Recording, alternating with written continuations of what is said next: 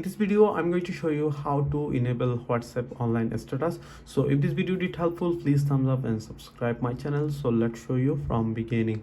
So first of all, open WhatsApp on your Android or iOS device.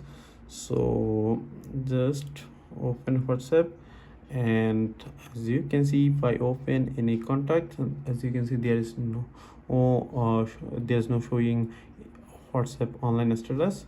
So go back and tap on three dot menu in this top right corner. After that, tap on settings, and second option is privacy. Tap on privacy, and here is first option is last seen and online. So currently selected nobody, so tap on and select, you can select everyone. So every people with your contact or without your contact list, everyone see your online status.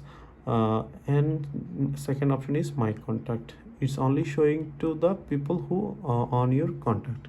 So pretty much that's it. If you have any questions, please let me know in comments. If this video did helpful, please thumbs up and share my video. See you on the next